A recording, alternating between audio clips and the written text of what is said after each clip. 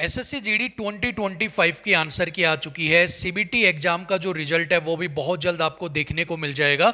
इसके बाद आपका जो फिजिकल है यानी कि पीटी पीएसटी है वो कंडक्ट करवाया जाएगा, लेकिन हर बार जैसे पीटी पीएसटी कंडक्ट करवाया जाता है इस बार ऐसे आपका पीटी पीएसटी कंडक्ट नहीं करवाया जाएगा। इस बार के फिजिकल के अंदर यानी कि पीटी पीएसटी के अंदर आपको एक बड़ा बदलाव देखने को मिलने वाला है, एक बिग चेंज देखने को मिलने वाला है। और ये जो बड़ा बदलाव फिजिकल के अंदर होने वाला है ना, इसकी वजह से जो सिलेक्शन लेना है ना इस बार वो भी मुश्किल होने वाला है। सो फिजिकल के अंदर यानी कि पीटी पीएसटी के अंदर क्या क्या चेंज इस बार होने वाले हैं वो सभी इस वीडियो में आपको मैं डिटेल में बताने वाला हूं, विद एग्जांपल, विद आपको जो है एक्सप्लेन करके हर एक चीज मैं बताने वाला हूं। सो काफी इंपॉर्टेंट वीडियो आपके लिए रहने वाली है। वीडियो को बिल्कुल भी स्किप मत कीजिएगा, वीडियो को एंड तक आप जरूर देखिएगा। और साथ में अगर वीडियो पसंद आती है ना तो वीडियो को लाइक शेयर कर दीजिएगा, चैनल को सब्सक्राइब कर दीजिएगा। सो चलिए बिना किसी देरी के वीडियो को स्टार्ट करते हैं। दोस्तों फिजिकल के अंदर यानी पीटी पीएसटी के अंदर क्या चेंज किया गया है वो जानने से पहले एक बार फिजिकल क्राइटेरिया के बारे में अगर हम बात करें तो सबसे पहले हम यहां पर पीईटी के बारे में अगर बात करते हैं यानी कि रनिंग के बारे में अगर हम बात करते हैं। सो इवेंट यहां पर है रेस। अगर मैं मेल्स की बात करूं यानी मेल और फीमेल जो है उन दोनों को यहां पर रनिंग करनी पड़ेगी, ठीक है। सो अगर यहां पर मैं मेल की बात करता हूं तो 5 किलोमीटर की रनिंग करनी पड़ेगी 24 मिनट के अंदर। अगर फीमेल्स की बात करते हैं तो 1.6 किलोमीटर की रनिंग आपको करनी पड़ेगी 8.5 मिनट के अंदर। और रिमार्क यहां पर क्या कहता है कि ये उनके लिए है क्राइटेरिया जो लद्दाख रीजन से बिलोंग नहीं करते हैं, यानी कि जो लद्दाख रीजन से बिलोंग नहीं कर रहे उन सबको ये वाला जो क्राइटेरिया 5 किलोमीटर मेल्स को और 1.6 किलोमीटर फीमेल को ये फॉलो करना होगा। इसके अलावा 1.6 किलोमीटर 7 मिनट के अंदर और 800 मीटर 5 मिनट के अंदर रनिंग यहां पर करनी होगी उन कैंडिडेट्स को जो लद्दाख रीजन से बिलोंग करते हैं। सो यहां पर क्लियरली ये है मेंशन कर दिया है कि लद्दाख रीजन के जो कैंडिडेट है ना उनमें मेल को 1.6 किलोमीटर 7 मिनट के अंदर रनिंग करनी है और 800 मीटर फीमेल्स को 5 मिनट के अंदर रनिंग करनी है। और लद्दाख रीजन के कैंडिडेट्स को छोड़कर जितने भी कैंडिडेट्स बचते हैं चाहे वो किसी भी रीजन स्टेट से आ रहे हो उन सबको ये वाला क्राइटेरिया यानी कि मेल को 5 किलोमीटर 24 मिनट में और फीमेल को 1.6 किलोमीटर 8.5 मिनट के अंदर रनिंग करनी होगी, ठीक है। इतनी चीजें आपको समझ में आ गई होगी तो हम आगे बढ़ते हैं। आगे अगर मैं फिजिकल क्राइटेरिया में पीएसटी की बात करता हूं यानी कि हाइट चेस्ट मेजरमेंट की बात करता हूं तो सबसे पहले अगर मैं हाइट की बात करता हूं, ठीक है, तो मेल्स को यहां पर 170 सेंटीमीटर हाइट मांगी गई है और फीमेल्स की 157 सेंटीमीटर हाइट मांगी गई है। अभी यहां पर भी एक रिमार्क दिया हुआ है कि ये जो हाइट है 170 मेल और 157 फीमेल, ये किन के लिए है? अनरिजर्व, ओबीसी, ईडब्ल्यूएस और एससी कैंडिडेट्स, ठीक है। यहाँ पर एसटी कैंडिडेट्स है उनका जो है हाइट और जो है मेंशन नहीं की गई, उनके बारे में हम आगे बात करेंगे। अगर मैं चेस्ट की बात करता हूँ तो यहाँ पर 80 सेंटीमीटर आपकी नॉर्मल मांगी गई है प्लस 5 सेंटीमीटर का एक्सपेंशन मांगा गया है, यानी कि 80 सेंटीमीटर नॉर्मल और चेस्ट को एक्सपेंड करने के बाद 5 सेंटीमीटर यानी कि 85 सेंटीमीटर आपकी चेस्ट होनी चाहिए, ठीक है। ये मेल्स के लिए है। फीमेल नॉट एप्लीकेबल यानी कि फीमेल्स की जो चेस्ट है वो मेजरमेंट नहीं की जाएगी। अब यहाँ पर भी एक रिमार्क दिया गया है कि ये जो चेस्ट मेजरमेंट है ये अनरिजर्व, ओबीसी, ईडब्ल्यूएस और एससी कैंडिडेट्स के लिए है। एसटी कैंडिडेट्स के लिए ये यहां पर ये क्राइटेरिया नहीं है, ठीक है ना। सो यानी कि जो भी कैंडिडेट अनरिजर्व, ओबीसी, ईडब्ल्यूएस और एससी कैटेगरी से बिलोंग करते हैं उनकी हाइट होनी चाहिए मेल की 170, फीमेल की 157, चेस्ट होनी चाहिए 80 नॉर्मल और 5 सेंटीमीटर एक्सपेंड करने के बाद। इतनी चीजें समझ में आ गई है तो हम आगे बढ़ते हैं, ठीक है। अगर मैं फिजिकल रिलैक्सेशन की बात करें हाइट के अंदर, देखिए हाइट के अंदर भी आपको रिलैक्सेशन दिया जाता है, चेस्ट के अंदर भी दिया जाता है। सबसे पहले मैं हाइट के रिलैक्सेशन की अगर बात करता हूं तो यहां पर जो all candidates belong to scheduled tribes यानी कि एसटी कैटेगरी का वहां पर हाइट और चेस्ट मैंने बात नहीं की थी। तो अगर हाइट की अगर मैं बात करता हूं तो मेल्स की हाइट मांगी गई है 162.5, नॉर्मली मांगी गई है 170, लेकिन यहाँ एसटी कैंडिडेट्स के लिए 162.5। फीमेल्स की मांगी गई है नॉर्मली 157, लेकिन एसटी फीमेल्स के लिए मांगी गई है 150 सेंटीमीटर, ठीक है। तो यहाँ पर एसटी कैंडिडेट्स की हाइट क्लियर हो गई है, मेल्स की 162.5 और फीमेल्स की 150, ठीक है। अगर यहाँ पर मैं नॉर्थ ईस्ट के जितने भी एसटी कैंडिडेट्स हैं उनकी बात करूं तो मेल्स 157 और फीमेल 147.5, ये किसके लिए है? ओनली फॉर नॉर्थ ईस्ट के एसटी कैंडिडेट्स के लिए, ठीक है। अगर यहां पर मैं बात करता हूं सभी एसटी कैंडिडेट्स के लिए जो कि लेफ्ट विंग जो है एक्सट्रीमिज्म अफेक्टिंग डिस्ट्रिक्ट से जो आते हैं तो उनकी अगर मैं हाइट की बात करूं तो मेल की 160 और फीमेल की 147.5 5 सेंटीमीटर यहाँ पर हाइट मांगी गई है। इसके अलावा कुछ ऐसी कैटेगरीज है जो कि कैटेगरी जो गढ़वाल, डोगरा, मराठा और जो आपके यूटी, असम, हिमाचल, जम्मू कश्मीर और लद्दाख से बिलोंग करते हैं ना, उन कैंडिडेट की मेल्स की हाइट 165 सेंटीमीटर और फीमेल की 155 सेंटीमीटर हाइट यहाँ पर मांगी गई है।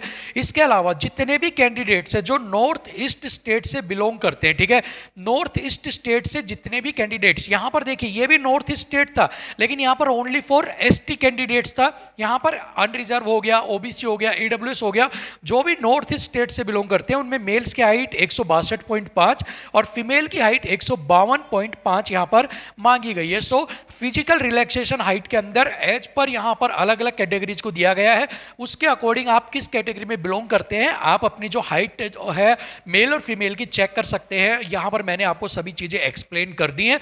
अब अगर इतनी चीज समझ में आ गई है तो हम नेक्स्ट देखते हैं फिजिकल रिलैक्सेशन इन चेस्ट। मैंने बताया था चेस्ट के अंदर भी रिलैक्सेशन दिया जाता है। सो चेस्ट के अंदर क्या क्या मिलता है, देखिए जो एसटी कैंडिडेट्स है ना उनकी नॉर्मल होनी चाहिए 76 और एक्सपेंड होनी चाहिए 5 सेंटीमीटर, यानी कि नॉर्मली कैंडिडेट्स की थी 80 सेंटीमीटर प्लस 85 थी एक्सपेंड होने के बाद, यहां पर एसटी कैंडिडेट्स की 76 नॉर्मल प्लस 5 यानी कि 81 सेंटीमीटर एक्सपेंड होने के बाद, ठीक है ना। अगर यहां पर मैं बात करता हूं गढ़वाल, ठीक है, कुमोनीज, डोगरा, मराठा और जो यूटीज, असम, हिमाचल प्रदेश, जम्मू कश्मीर, लद्दाख से बिलोंग करते हैं उनमें नॉर्मली जो है वो 78 सेंटीमीटर होनी चाहिए और एक्सपेंड करने के बाद होनी चाहिए 5 सेंटीमीटर, यानी कि नॉर्मली 78 और एक्सपेंड होने के बाद 82 सेंटीमीटर। इसके अलावा अगर नॉर्थ ईस्ट स्टेट से आप बिलोंग करते हो, अरुणाचल, मणिपुर, मेघालय, मिजोरम, नागालैंड, सिक्किम, त्रिपुरा या गोरखा टेरिटरी जो है आपकी, वहां से अगर आप बिलोंग करते हो तो 77 जो है वो नॉर्मली आपकी मांगी गई है, 5 सेंटीमीटर का आपसे यहाँ पर एक्सपेंड मांगा गया है। अभी यहाँ पर एक चीज और मैं आपको अगेन क्लियर कर देता हूँ, ये जो है चेस्ट जो मेजरमेंट की जा रही है ये ओनली फॉर मेल कैंडिडेट्स के लिए, ठीक है। फीमेल जितनी भी कैंडिडेट्स है चाहे वो किसी भी स्टेट से बिलोंग करे, किसी भी कैटेगरी से बिलोंग करे, चेस्ट मेजरमेंट नहीं होगा, फीमेल्स का ओनली हाइट मेजरमेंट की जाएगी और जो रनिंग है वो कंडक्ट करवाई जाएगी लेकिन उनकी चेस्ट मेजरमेंट नहीं होगी, ठीक है। क्लियर हो गया होगा इतनी चीजें। आगे बढ़ते हैं। आगे अगर मैं बात करूं हाउ पीटी पीएसटी कंडक्टेड, कि पीटी और पीएसटी जो है वो पहले कैसे कंडक्ट करवाया जाता था, ठीक है। यहां पर अगर मैं वॉच लगा दूं पहले कैसे कंडक्ट करवाया जाता था, height measured by the manual height measurement bar, जो आपकी हाइट है ना वो मैनुअली हाइट मेजरमेंट बार से जो है मापी जाती थी और जहां पर जो चेस्ट है ना वो मैनुअल चेस्ट मेजरमेंट जो टेप है उससे जो आपकी चेस्ट है वो मेजर की जाती थी, ठीक है ना। यानी कि आपका पहले हाइट नॉर्मली मैनुअली, जैसे आर्मी में कई जगह होता था कि आपको एक डंडा लगा दिया वहां से भी कर देते थे, उसके अलावा कई जगह आपका जो टेप होता है उससे आपका मेजर कर देते, यानी मैनुअली होती थी। इसके अलावा रनिंग टाइम जो है measured by the manual clock, या तो मैनुअली क्लॉक से मेजर किया जाता था या राउंड कैलकुलेशन से आपका किया जाता था, ठीक है ना। और अभी लास्ट ईयर तक भी यही सारा प्रोसेस चल रहा था, ऐसे ही आपका जो है रनिंग टाइम और हाइट और चेस्ट आपकी मेजर की जाती थी। लेकिन अगर मैं बात करूं how PT PST will conducted, यानी कि इस बार कैसा कंडक्ट करवाया जाएगा, so this time there will be a change in running, running के अंदर भी एक चेंज आपको देखने को मिलेगा।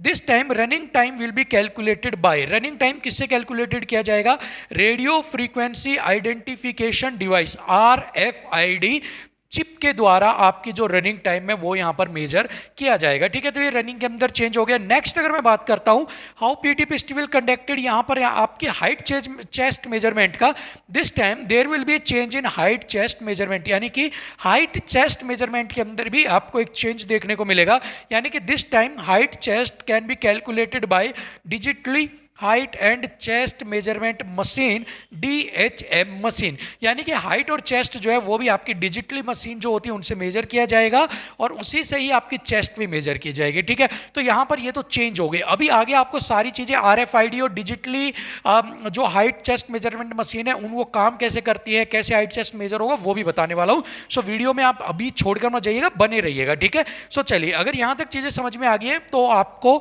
जो है आगे मैं अभी लेकर चलता हूं। अगर मैं सबसे पहले बात करूं RFID चिप की, ठीक है ना, कि जो RFID चिप है वो लुक लाइक दिखती कैसे है, ठीक है। तो यहाँ पर ये RFID चिप है जो उनके पैर पे लगी हुई है, इसको RFID टैग बोलते हैं, ठीक है। RFID टैग बोलते हैं। इस तरीके का जो टैग है वो आपके पैर पर बांधा जाएगा। RFID जो चिप है वो इस तरीके की आपको दिखती है, हालांकि थोड़ी मोटी है, कुछ जगह पर ये बिल्कुल पतली भी होती है, कुछ जगह पर ये पेपर लाइक शेप भी होती है, अलग अलग शेप्स आती हैं, बट जो RFID चिप है वो इसी तरह की आपको यहां पर नजर आएगी, इसी तरह की आपको देखने को मिलने वाली है, ठीक है। तो ये तो सबसे पहला था कि RFID चिप दिखती कैसे। नेक्स्ट अगर मैं बात करूं कंपोनेंट ऑफ RFID चिप, यानी कि जो RFID चिप है उसके कंपोनेंट्स क्या क्या हैं, तो देखिए यहां पर ये जो RFID आप पैर पे लगा सकते हो, हाथ पर लगा सकते हो, आप अपने पेट पर लगा सकते हो, कमर पर लगा सकते हो, चेस्ट पे लगा सकते हो, कहीं पर भी आप RFID लगा सकते हो।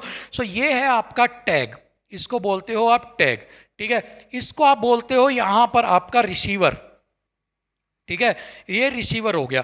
ये आपका हो गया यहां पर जो है डेटा कलेक्टर, ठीक है, डेटा कलेक्टर, ठीक है। ये आपके कंपोनेंट्स होते हैं मेनली टैग, रिसीवर और जहां पर आपका डेटा कलेक्ट किया जाता है डेटा कलेक्टर, ठीक है ना। ये सारी चीजें यहां पर कंपोनेंट हो गई। अभी नेक्स्ट मैं बताने वाला हूं वर्किंग के बारे में, ठीक है ना। तो तीन चीजें मेनली RFID चिप के अंदर होती हैं। नेक्स्ट अगर मैं बात करूं हाउ RFID चिप वर्क्स, यानी कि RFID चिप जो है वो काम कैसे करती है। सो देखिएगा यहां पर अगर मैं आपको ये पिक्चर दिखाऊं, ठीक है, अगर मैं आपको ये पिक्चर दिखाता हूं तो देखिए ये जो टैग होता है, ठीक है, ये जो रिसीवर है आपका, ठीक है, ये क्या है, रिसीवर है, और ये क्या आपका, ये टैग है, ये ट्रांसमीटर भी बोलते हैं इसको, टैग भी बोलते हैं, ये आपके ऊपर बंधा हुआ है, ठीक है।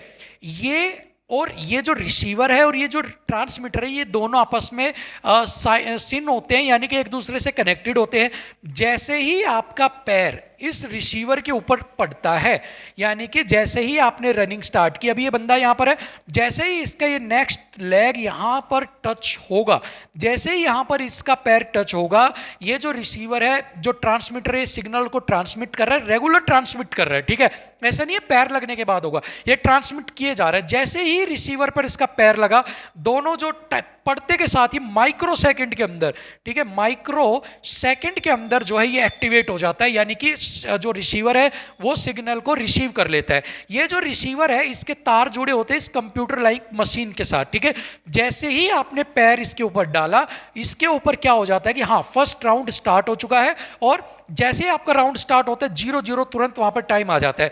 जैसे ही आप एक राउंड कंप्लीट कर कर आते हैं और जैसे ही दोबारा इसके ऊपर आप पैर डालते हैं, तुरंत वहां पर आपका आ जाएगा कि आपने जो है भाई 1 मिनट और 10 सेकंड के अंदर एक राउंड लिया है, और तुरंत जैसे ही 1 मिनट 10 सेकंड आएगा, तुरंत 1 मिनट 10 सेकंड से दूसरा लैप स्टार्ट हो जाता है, ठीक है। ऐसे ही जैसे ही आप दूसरा राउंड कट करके यहां पर आके टच करेंगे, तुरंत उस पर आ जाएगा 2 मिनट 20 सेकंड के अंदर आपने एक राउंड कंप्लीट किया है, और तुरंत उसके बाद ये एक लैप बन गया, तीसरा लैप 2 मिनट 20 सेकंड से स्टार्ट हो जाएगा, ठीक है ना। सो इस तरीके से जितने राउंड आप काटेंगे, ठीक है, जितना टाइम आप लेंगे वो सारा उसके अंदर लैप वाइज कैलकुलेट होता रहेगा, यानी कि पहला राउंड 1 मिनट में किया, दूसरा 2 में किया, तीसरा 3 में किया, ठीक है। इस तरीके से रिकॉर्ड जो है वो यहां पर बनता रहेगा। ऐसे में ही आपका आप करते रहोगे, पहला राउंड मान लो 5 मिनट में लिया, दूसरा 10 मिनट में हुआ, और टोटल 5 किलोमीटर, ठीक है,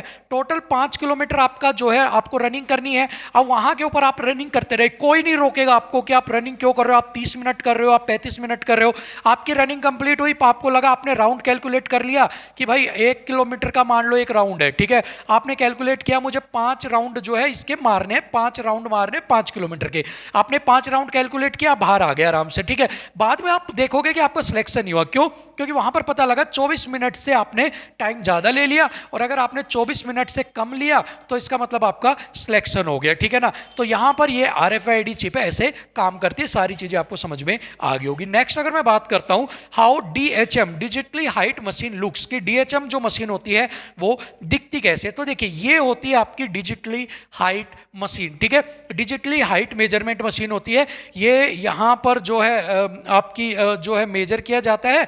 ये यहां पर देखो इसके कंपोनेंट और एक बार आपको मैं बता देता हूं। ये आपका होता है हाइट एडजस्टर, हाइट एडजस्टर, ठीक है, ये होता है आपका स्टैंड, ठीक है, ये होता है आपका डिस्प्ले, ये होता है आपका डिस्प्ले, ठीक है, और ये आपका होता है यहां पर बार, ठीक है। तो ये चार चीजें एक हाइट जो डिजिटली मेजर की जाती है उसके अंदर होती हैं, डिस्प्ले, हाइट एडजस्टेबल, स्टैंड और बार यहाँ पर, ठीक है। इन चार चीजों के जरिए जो है आपकी की जाती है, और ये यहाँ पर चेस्ट मेजरमेंट के लिए होता है, ठीक है। ये चेस्ट मेजरमेंट वो बोलते हैं इसको, चेस्ट मेजरमेंट का वो रोप बोल लो जी, या बैंड आप इससे बोल सकते हो, ठीक है। रोप या बैंड होता है, ये एक तरीके से आपकी जो चेस्ट है उसको यहाँ पर मेजर करता है, ठीक है। तो ये कंपोनेंट आपको पता लग गए होंगे, कंपोनेंट क्या क्या होते हैं, अगेन एक्सप्लेन कर देता हूँ। ये होता है स्टैंड, ये होता है एडजस्टर, ये होता है बार, ये होता है डिस्प्ले, ठीक है, और ये होता है चेस्ट मेजरमेंट बैंड, ठीक है। और वायरिंग वगैरह यहां पर सारी चीजें होती हैं, ठीक है। तो ये आपको समझ में आ गया होगा कैसी दिखती है और कंपोनेंट क्या होते हैं। अब बात करते हैं कि हाइट चेस्ट को मेजर कैसे किया जाता है। देखिए यहां पर ये जो आदमी खड़ा है, ठीक है, इसको ऐसे इस तरह को आपको स्टैंड के ऊपर खड़ा कर दिया जाएगा, बिल्कुल आप स्टैंड के ऊपर खड़े हो। ये जो एडजस्टर था, इसको बिल्कुल आपके जो सर के ऊपर है इस तरीके से लगा दिया जाएगा जैसे इस आदमी के ऊपर लगा दिया गया है। और जैसे ही जहां पर ये सेट होगा, डिजिटली मशीन यहां पर बता देगी कि भैया आपकी जो हाइट है वो कितनी है। तो इसके ऊपर जैसे सेट किया, यहां पर बता दी गई आपकी हाइट है 175.6 सेंटीमीटर। अभी यहां पर देखो टेप लिख रखा है, टेप का मतलब क्या है, ये चेस्ट मेजरमेंट के लिए है। अब टेप क्या होगा, ये जो टेप थी ना, इसके चारों तरफ चेस्ट के बांध दी जाएगी और उसको टाइट कर दिया जाएगा बिल्कुल, ठीक है। यानी कि आपके जो चेस्ट है उसके पास बिल्कुल इस तरीके से टाइट हो जाएगा कि वो बिल्कुल आप फिट आ रहा है भाई, बिल्कुल आपकी चेस्ट मेजरमेंट के लिए। और जैसे ही वो टेप यहां पर आप टाइट करोगे, वो ऑटोमेटिक बता देगा 80 सेंटीमीटर है, या फिर आपकी 75 सेंटीमीटर है, या फिर आपकी 81 सेंटीमीटर है, ठीक है। सो ये डिजिटली होती है। और इसके साथ ये देखिए यहां पर एक चीज और मैं बताता हूं, ये जो चीज है ये प्रूफ के लिए यूज होती है। इसके ऊपर जो चिप जो आपकी पर्ची है, ठीक है, पर्ची आप बोल लो या रिसिप्ट जिसे आप बोलते हो, ठीक है, रिसिप्ट आप जिसे बोलते हो, वो यहां पर भी प्रिंट आउट होकर निकल जाती है, ताकि हर एक बच्चे का जो रिकॉर्ड है वो भी मेंशन रहे। डिजिटली रिकॉर्ड जो है, अभी आपकी हाइट मेजर कर दी, कल को आपने केस कर दिया, तो आप कैसे उसका प्रूफ लेके आओगे। तो उसके पास आपके पास ये चिप होनी चाहिए, चिट होनी चाहिए, जिसको दिखा सके कि इस कैंडिडेट की मेजर की गई थी, ये हमारे पास प्रूफ है, ठीक है। सो आपको ये चीज यहां पर समझ में आ गई होगी कि भाई कैसे आपकी डिजिटली हाइट और चेस्ट जो है वो मेजर किया जाता है। देखो इतनी अच्छी तरीके से मुझे नहीं लगता किसी ने भी आपको बताया होगा कि हाइट चेस्ट कैसे मेजर की जाती है, आरएफआईडी काम कैसे करती है, मशीन कैसे काम करती है। सो वीडियो को एक लाइक तो बनता है, चैनल को सब्सक्राइब कर लीजिए। इसी तरह की वीडियोज आपके लिए इंफॉर्मेटिव वीडियो में लेकर आता रहता हूं। नेक्स्ट अगर मैं बात करता हूं positive effect of change in PTPST, मैंने बोला था कि आपके जो है क्लियर करना थोड़ा सा मुश्किल हो जाएगा इस बार फिजिकल को। सबसे पहले तो ये जो चेंज आ रहे हैं आरएफआईडी डिजिटली मशीन आ रही है हाइट चेस्ट के लिए, उसके पॉजिटिव इफेक्ट्स क्या क्या आपको देखने को मिलेंगे। सबसे पहले एक्यूरेट टाइमिंग, ठीक है। RFID tag provide precise data on each runners start and finish time, specially in large scale events. Large scale event आपका जीडी, सो यहाँ पर एक्यूरेट टाइम आपको देता है। अगर आपने माइक्रो सेकेंड के अंदर भी कोई गड़बड़ की है ना, तो वो भी यहाँ पर नोट कर लेगा। एफिशिएंट ट्रैकिंग, ठीक है, यहां पर क्या होता है, monitor runners position at various checkpoints, ensure accountability and fairness. यहां पर ऐसा नहीं है कि आप पूरे यहां पर राउंड के अंदर कुछ कर रहे हो, वो जब तक आप पूरा राउंड लेगो ना, वो रिसीवर आपकी हर एक मूवमेंट को ट्रैक करता रहता है और सबके रिकॉर्ड को मेंशन करके रखता है, ठीक है ना। सो यहां पर आपकी हर एक पॉइंट के ऊपर जो है वो आपकी एक्यूरेसी बरकरार रहती है।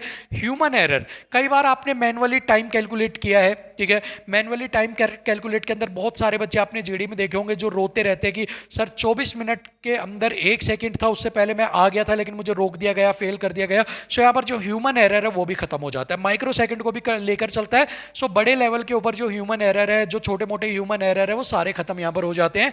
नेक्स्ट कन्वीनियंस की मैं बात करता हूं, तो यहां पर उनको इंटरेक्टिंग किसी भी स्टाफ के साथ लड़ने झगड़ने की जरूरत नहीं होती है, क्योंकि उसके पास हर एक जो है रिकॉर्ड होता है कि क्या उसने किया है, कैसा उसका सब कुछ चल रहा है। तो यहां पर बिल्कुल फेयरली जो है सारा काम करवाया जाता है। रियल टाइम डेटा, आपका जो डेटा है ना वो रियल टाइम आता है। ऐसा नहीं है कि अभी आपने रनिंग कर ली 24 मिनट के अंदर 5 किलोमीटर की, बाद में आपके डेटा को चेंज कर दिया गया, बदल दिया, लिस्ट बदल दी, ऐसा नहीं है। यहाँ पर हर एक का डेटा रियल टाइम में अपडेट होता है। हर एक बंदा जो है वो फिजिकल में अगर उसको बोला गया आप डिस्क्वालीफाई है, तो कह सकता है अथॉरिटी को एक बार मेरा आप डेटा चेक करवाइए, ठीक है।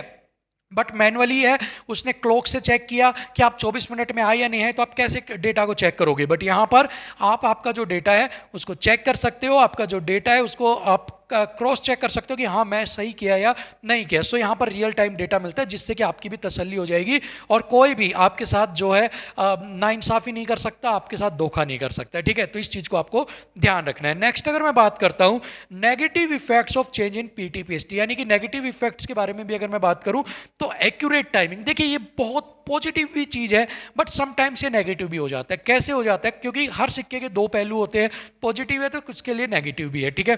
अब पॉजिटिव तो मैंने बता दिया आपको कि जो आज बच्चे हैं जो कई बार 1-2 सेकंड की वजह से जिनको बाहर कर दिया जाता था ह्यूमन एरर की वजह से, क्लॉक एरर की वजह से, वो यहाँ पर बच जाएंगे। अभी यहाँ पर कुछ लोगों का फायदा भी होता था। 24 मिनट और 1 सेकंड के अंदर अगर आपने एंट्री ले ली तो आपको सिलेक्ट कर दिया जाता था, ठीक है, क्योंकि 1-2 सेकंड जो है वो क्लॉक के अंदर आप इतना जो है बिल्कुल साफ तरीके से कैच भी नहीं कर पाते, कैच भी कर लिया तो कर दिया करते, ठीक है। लेकिन यहाँ पर एक्यूरेट टाइमिंग ये है 24 मिनट के बाद आप 1 सेकंड को तो छोड़ दीजिए, मिली सेकेंड, माइक्रो सेकेंड तक भी अगर आपने कोई एरर किया, पॉइंट में समथिंग हो गया, तो वो वहां पर आपका रिजल्ट दिखा देगी डिसक्वालीफाइड, ठीक है। सो यहां पर ये एक एरर आएगा अगर आपकी प्रैक्टिस नहीं है, ठीक है। अगर आपकी प्रैक्टिस नहीं है तो आपको दिक्कत यहां पर हो सकती है, क्योंकि एक बात और यहां पर क्या आता है कि यहां पर देखिए, यहां पर ये जो मैंने आपको बताया था ये रिसीवर है, ठीक है, ये रिसीवर है और ये आपका टैग है, ठीक है। अभी लास्ट राउंड आपका होने वाला है, ठीक है।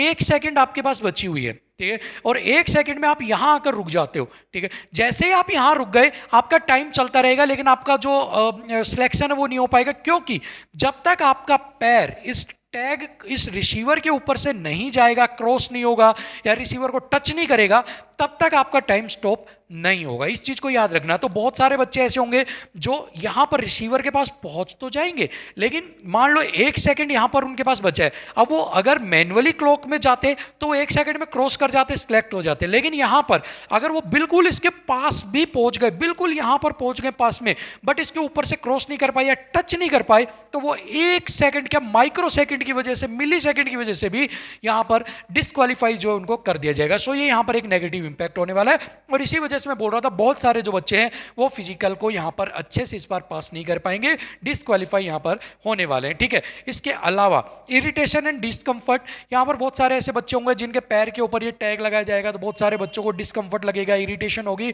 और जिसकी वजह से भी एक उनके मन में कई बार एक टेंशन भी हो जाती है, यार मुझे टैग को है ना रिसीवर को टच करवाना है, उसको ये करवाना है, 100 तरह की बातें दिमाग में चलते हैं, फ्री माइंडेड वो रनिंग नहीं कर पाएंगे, और इस वजह से भी कई बार जो बच्चों को सिलेक्शन नहीं हो पाएगा। इसके अलावा जो हाइट है, ठीक है, हाइट आपकी थोड़ी बहुत पॉइंट्स में अगर थोड़ी बहुत ऊपर नीचे होती थी, 170 है, 169.7 आ रही है, 9 आ रही है, तो आपको सिलेक्ट कर दिया जाता था, बट यहाँ पर डिजिटली आपकी रिसिप्ट निकलेगी, जिसकी वजह से आपका कोई चांस नहीं है कि आपका अगर पॉइंट्स में थोड़ा बहुत कम है तो आपको सिलेक्ट कर दे। सेम चेस्ट का यहाँ पर जो है रोल है, और इसके अलावा आपको अपील नहीं कर सकते, आपके ऊपर कोई दया वो नहीं दिखा सकता।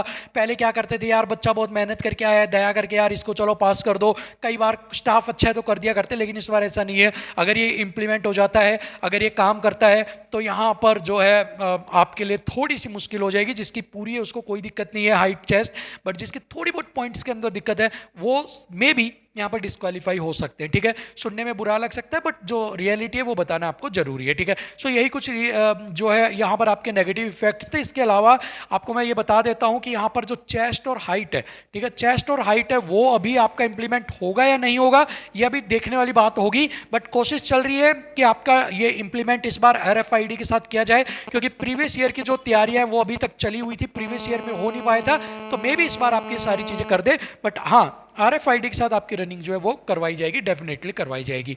नेक्स्ट अगर मैं बात करता हूं how to prepare for PTPST, PTPST के लिए आप कैसे प्रिपेयर कर सकते हैं। सो देखिए यहाँ पर PTPST के लिए आपको मैं कुछ चीजें यहाँ पर बताता हूँ। सबसे पहले तो RFID चिप की मैं बताता हूँ।